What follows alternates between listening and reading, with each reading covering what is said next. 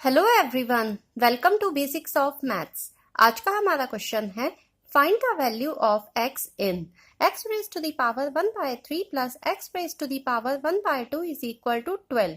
आइए इसे सॉल्व करते हैं।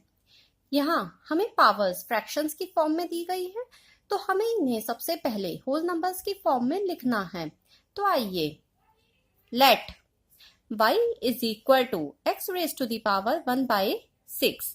Now squaring both sides, we get y square is equal to x raised to the power 1/6 square. It is equal to x raised to the power 1/6 into 2. इसमें हमने law of exponent use किया है। a raised to the power m whole raised to the power n is equal to a raised to the power m into n. Powers multiply हो जाती हैं और यहाँ पे ये कैंसिल हो जाएंगे। 2 1 ज़ा 2, 2 3 ज़ा 6, तो ये हमें मिलेगा x raise to the power 1/3। Now again हम इसी को यूज करेंगे, इसी इक्वेशन को। तो अब हम क्यूब करेंगे, तो y cube is equal to x raise to the power 1/6 cube. Now again हम यही वाला लॉ ऑफ एक्सपोनेंट यूज करेंगे और हमें मिलेगा x raise to the power 1/6 into 3। 3 1 ज़ा 3, 3 2 ज़ा 6, तो ये हो जाएगा x raise to the power 1/2। Now अब हमारे पास इन दोनों की वैल्यूज आ गई है in terms of whole numbers. तो आइए इसे हम सब्सटीट्यूट करते हैं इन द इक्वेशन।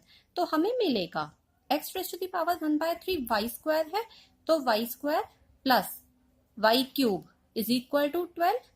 नाउ इसे हम कैसे लिख सकते हैं? y cube plus y square is equal to 12 by because addition is commutative. Now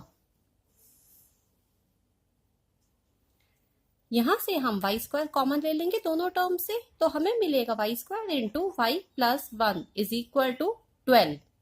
now अब यहां हमारे पास 4 केसेस आएंगे। कौन से?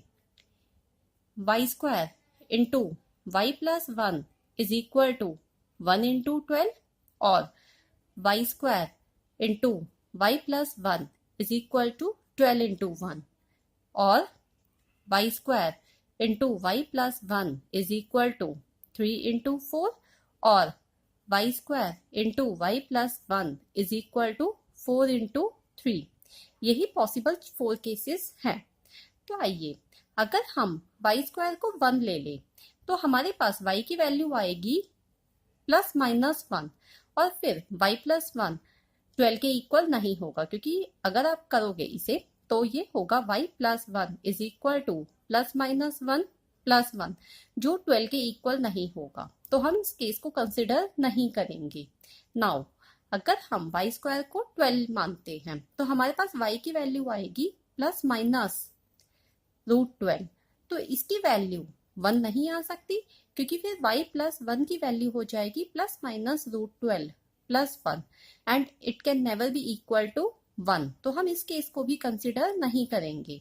नाउ अगर हम y स्क्वायर को 3 ले ले तो हमें मिलेगा y is equal two plus minus √3, तो y प्लस 1 क्या होगा? प्लस माइनस √3 प्लस 1, जो 4 के इक्वल नहीं है, तो हम इस केस को भी कंसिडर नहीं करेंगे। अब आइए अब यहाँ पे अगर हम y स्क्वायर को 4 लेते हैं तो हमें मिलेगा y is equal two plus minus 2 और y प्लस 1 हमें मिलेगा प्लस माइनस 2 प्लस 1। अब यहाँ पे हमारे पास 2 केस हैं, तो y plus 1 is equal to पहले है 2 प्लस 1 इज इक्वल टू 3 और दूसरा है minus 2 plus 1 which is equal to minus 1।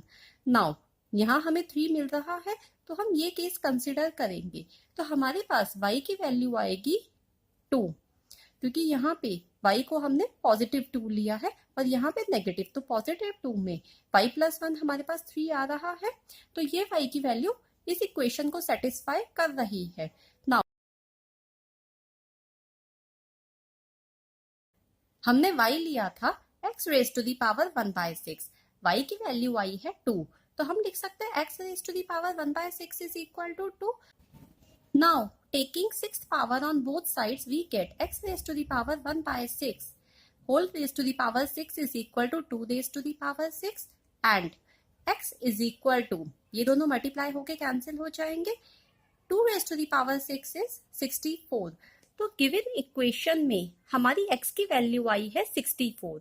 अगर आपको ये वीडियो अच्छी लगी हो तो वीडियो को लाइक और चैनल को सब्सक्राइब कर दीजिए। Thank you.